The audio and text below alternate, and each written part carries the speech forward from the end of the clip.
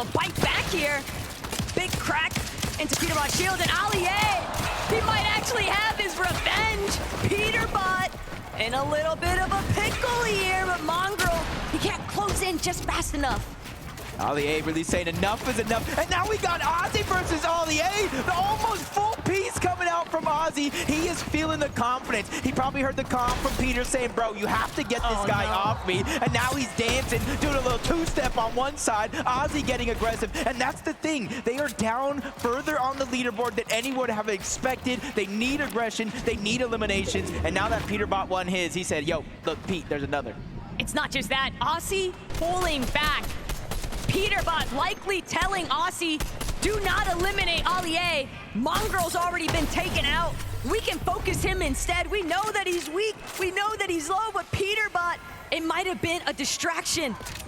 A fake out, if you will. As Aussie continues to try and chase out Mongrel, Peterbot is still watching, lying in wait for Aussieantics to expose himself. I'm just saying, this is the Aussie I really wanted to see. It feels like he's feeling himself right now. Four shockwave, breaks into the box, and he almost, oh, he does! Aussie takes down Mongrel! Woo, this is what I came to see this weekend.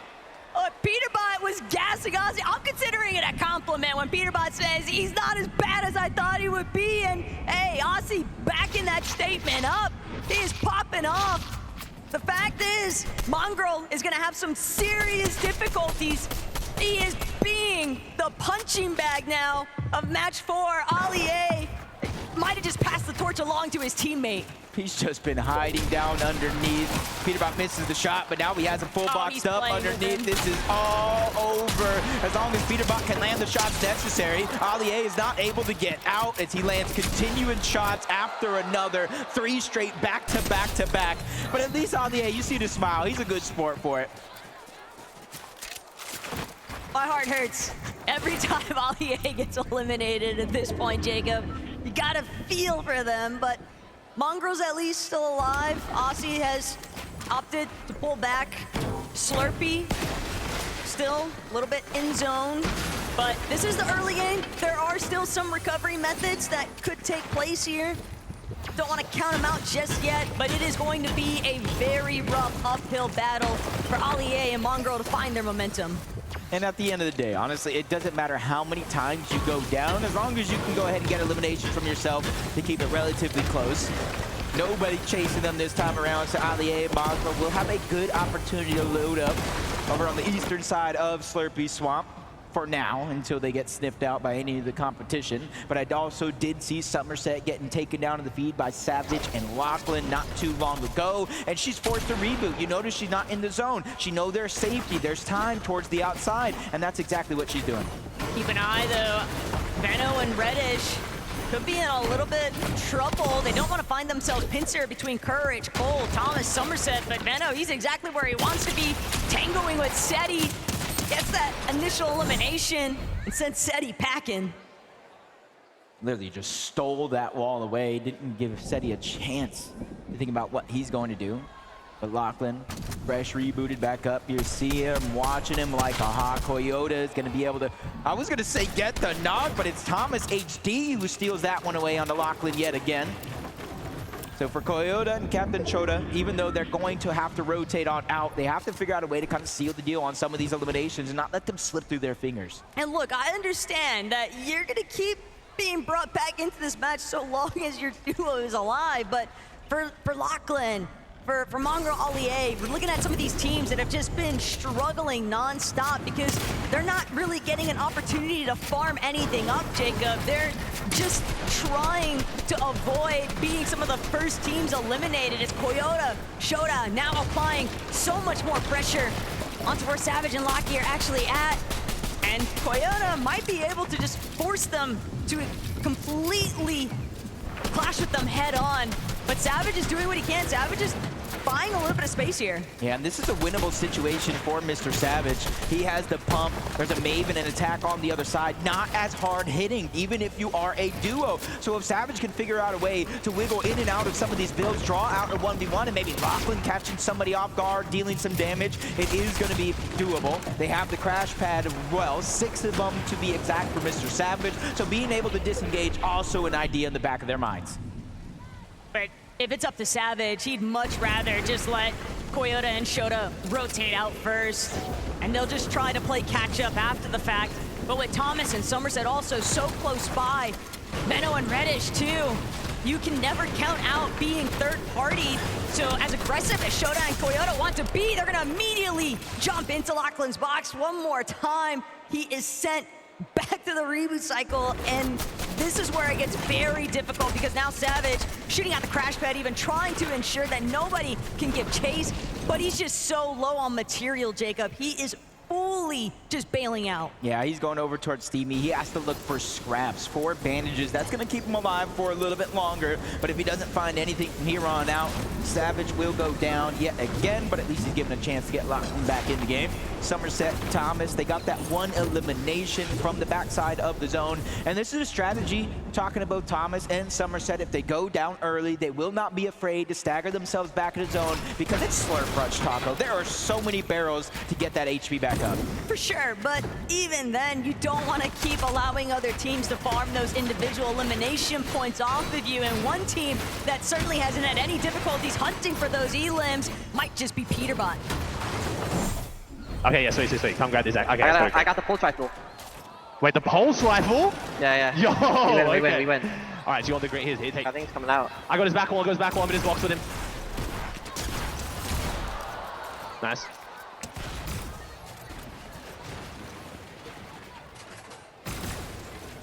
That's not someone to rat on me, but that's Sean. Nice, good stuff, bro. You want to come over and help you? No, it was only. Yikes. I kind of fear for the rest of the lobby. Mongrel getting taken down twice, but the mythic pulse rifle in Peterbot's hands, you could deal so much damage by scoping in just like this from far away, or the hip fire spray kind of works similar to an SMG, so he is looted and booted, ready to go. A couple of eliminations onto Mongrel, nice, sure enough, but Peterbot, he literally just said, we win. That is how confident he feels having this weapon at his disposal, Jacob, and the rest of the lobby, understanding the impact he might have, they're not going to try to stick around Slurpy Swamp much longer. They're all just trying to immediately rotate around it, but Thomas, the highlight reel is back with this mammoth pistol. They've been trailing behind Koyota and Captain Shota for so long, and now Shota, Koyota paying the price.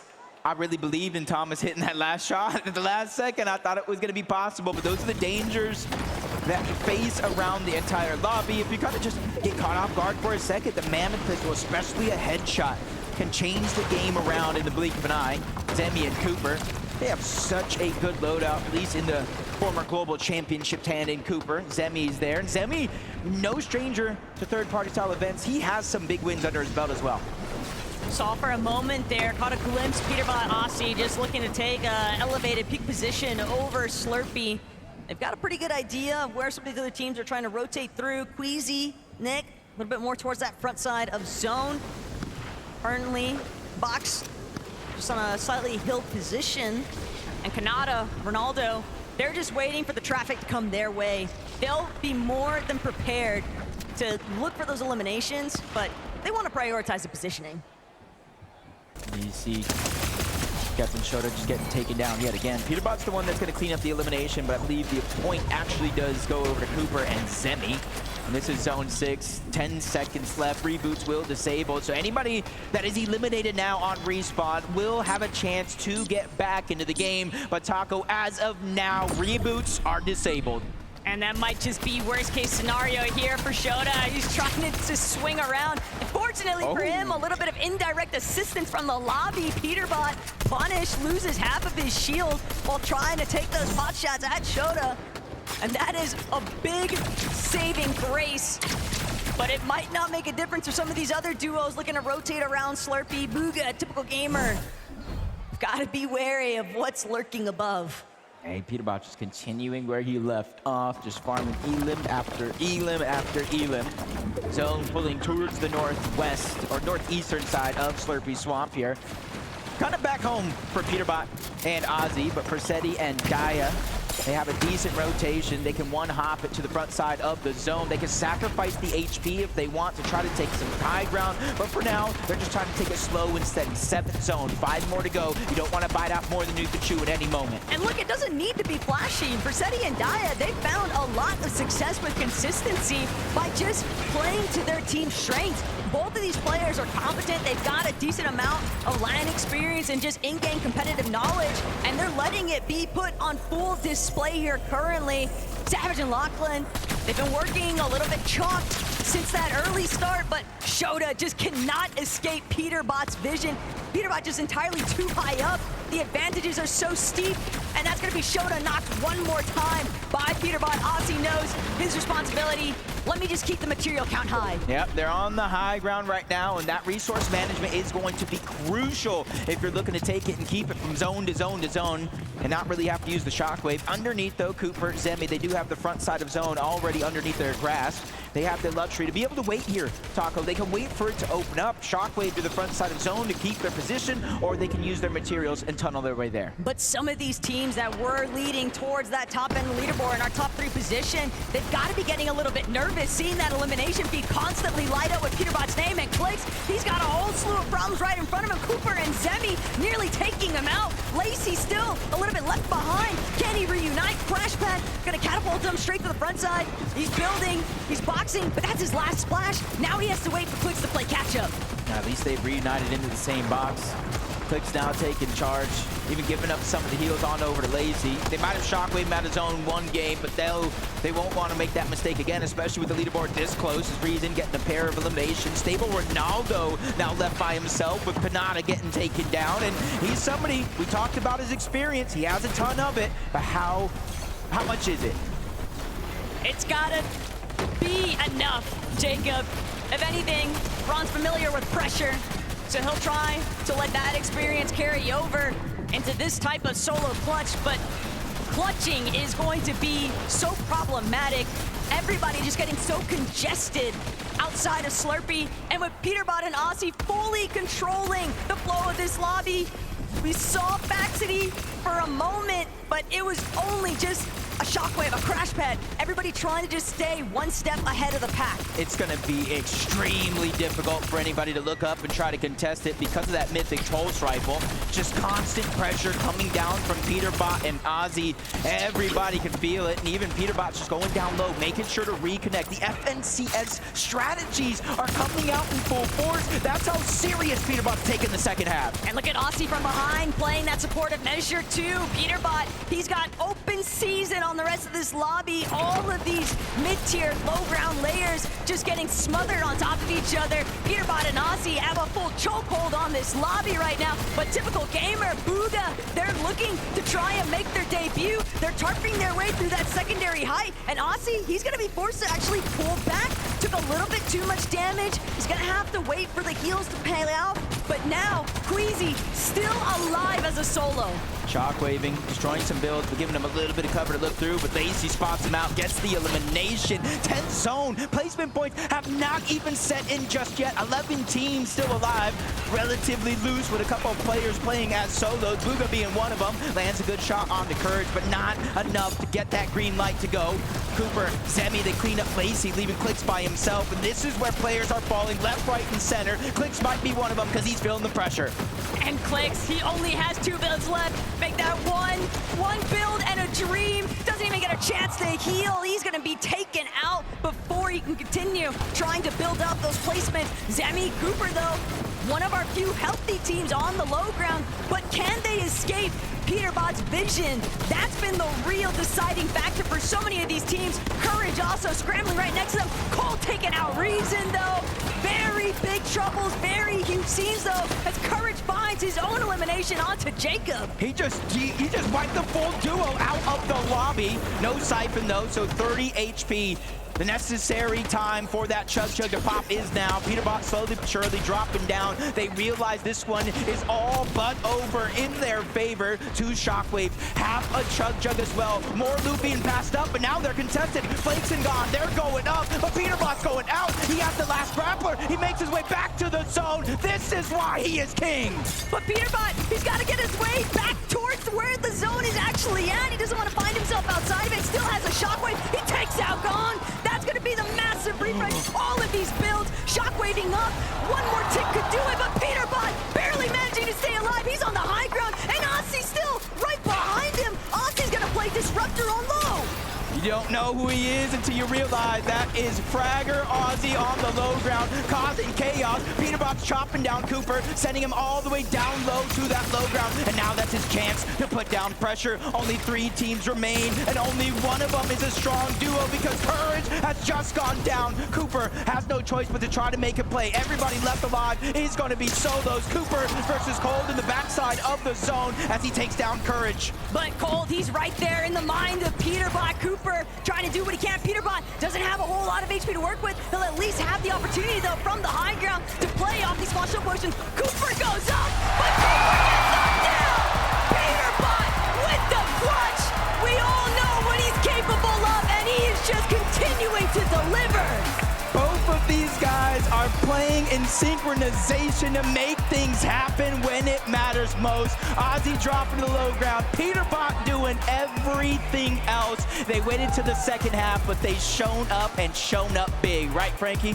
Well, they did show up big, and you know what? We know, Peterbot, you're the FNCS GO, but please give it up for King Kangaroo!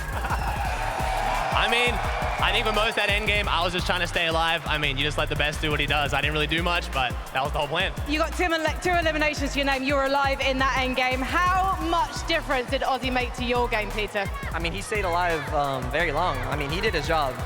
You sound surprised. No, I'm not surprised. And we aren't either, because Aussie, stand up for me, please. Listen, I always look short, even standing next to you. So tell me, earlier I was speaking to the two of you, and it sounds like Pete's letting you IGL a bit. I don't know about that. I think he just let me make one decision. We're doing well. He's listening to my input. It's great. I mean, he's the greatest, but he still takes my advice. It's nice. And your advice was to drop on Cooper and Zemi in game 2.